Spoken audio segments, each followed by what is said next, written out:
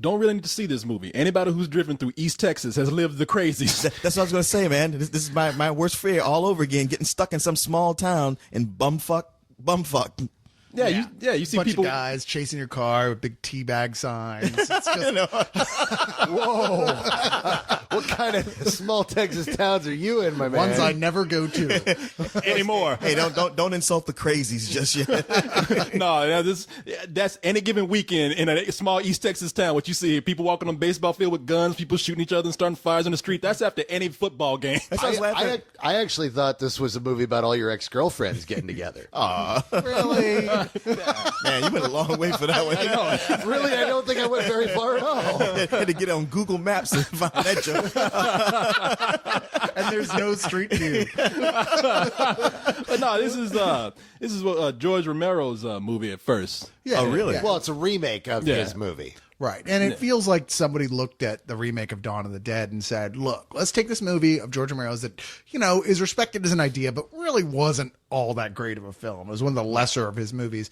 And that was already sort of an analog to the zombie thing. And do it now kind of the same way we did updated Dawn of the Dead. And it really does look like that. I mean, the only difference between these people and zombies is that theoretically they're not dead first. I mean, their faces are looking all weird, and their eyes are bulging, and they want to kill you, and they're stupid. So, what?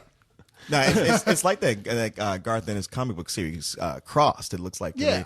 But it's just funny. I look at that scene with the black guy and the sheep just shaking and twitching, and I'm like, I don't think he's one of the crazies. He's just like, I got to get away from all these crazy white people. Why did I move to this town? I'm watching that scene and I'm seeing the sheet go up and down and hearing him go, and then he pulls a face and his eyes are all shut tight. I don't think he's trying to get out of the town. I think he was looking for a moment alone. I know you want to drive him. He's driving him crazy because the guy was like, "Damn, I was almost there, man." I mean, I think who's that? Kind of like when your roommate walks in. Yeah, exactly.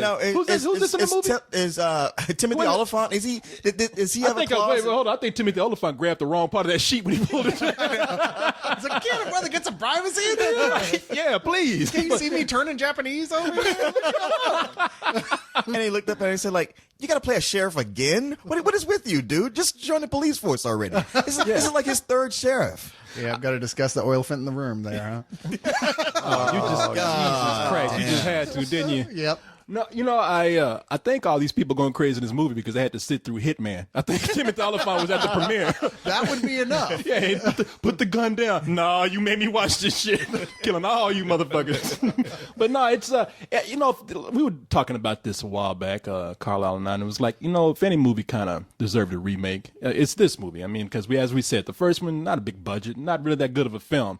I don't mind seeing movies like that be remade again if they can do something better with them. It's the Ocean's 11 principle. It's like, hey, the original wasn't that great, but it was a good idea. So let's do it now with a bigger budget. No, it's not the Ocean's 11 principle because the remake was not that good either. You're It's the guy much who better than doesn't. the You're original. the guy who doesn't like it, and that's just you. Then I will be that guy. I'm the crazy, all right? Come on, I'm running.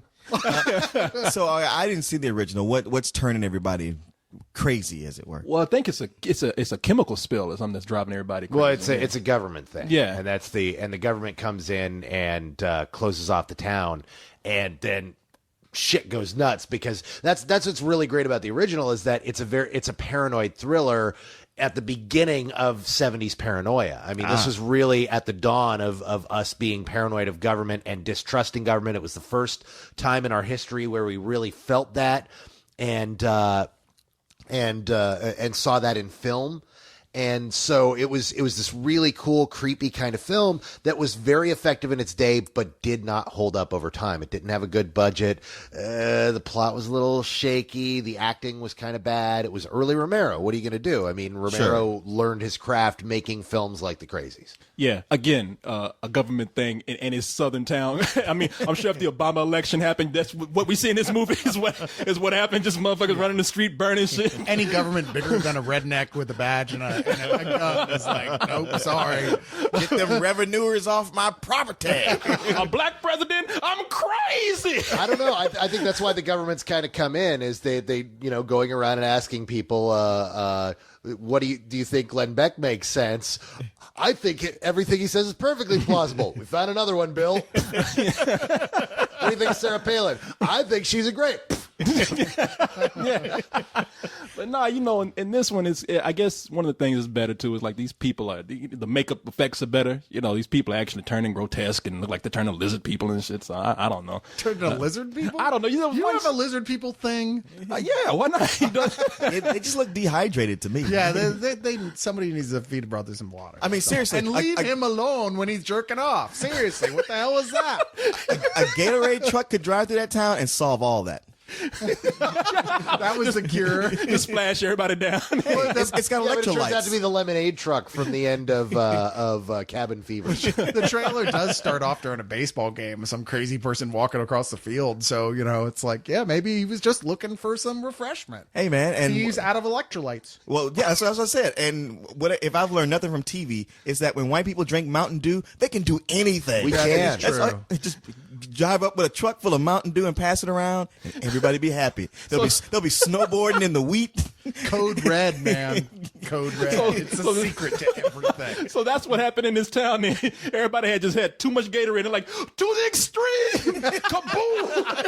Yeah! They're fucking like snowboarding with body parts and shit. Yeah, man, I'm all hopped up.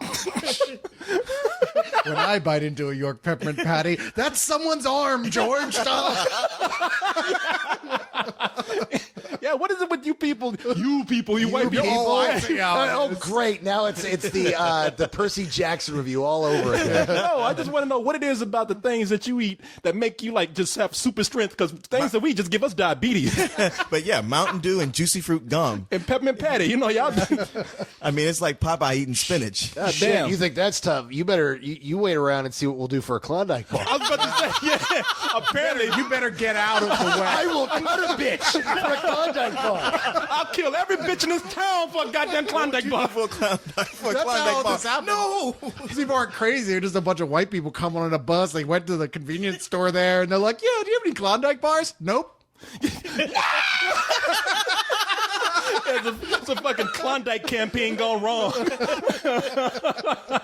But yeah, no, I'm actually looking forward to the film. I think it's going to be, it could be a lot of fun. Yeah, no, it looks like it might be a really fun time. I mean, we hope anyway. It's so hard to tell with horror movie trailers, but you know, like I said, in the context of looking at what they did with Dawn of the Dead, this gives me a lot of hope. Yeah, yeah. Sure, but looking at the context of what they did with Legion, not so much. Yeah. Legion. Just because I thought it looked pretty exciting from the trailer. Then y'all saw it and said like, yeah, it's pretty boring. Yeah, but this is different. This is Brett Geisner who did Sahara, which was a lot of fun. Used Rainn Wilson before anybody else really had a grasp on how to use him, and he was hilarious in that film. Got the best out of those actors, and I think he could do that again here. He's definitely assembled a cool cast. So. Despite a mediocre track record, Timothy Olyphant really is pretty cool. No, he is. and he's just waiting for the right movie. He's That's got not it. a lot of really cool movies and a great TV show. For Great fuck's sake. TV show. Yeah, one of the Deadwood. best ever. I mean, Yeah. he's got, the thing is, he's never had a starring role that exploded, and it would be cool to see this work for him. But I mean, he's done a lot of great. Hell, he was in Go. He was in Broken Hearts Club. He's He's in a lot of good stuff. Yeah, Yeah. He's been in a lot of good stuff. He just was in a lot of mediocre stuff too. True. And he hasn't been sold to the American public at large yet as a movie star. Yeah. And I think we all want him to. He's awesome. So kill some crazies there, Tim. I'm rooting for you. There's a Klondike bar for you at the end of this massacre. Come get some. Yeah, it's a fucking Klondike promo gone wrong. Man, what would you do for a Klondike bar? You have a Klondike bar. That guy under the sheet is like, man, I'm not crazy. I'm just horny. And you're ruining my mood right now.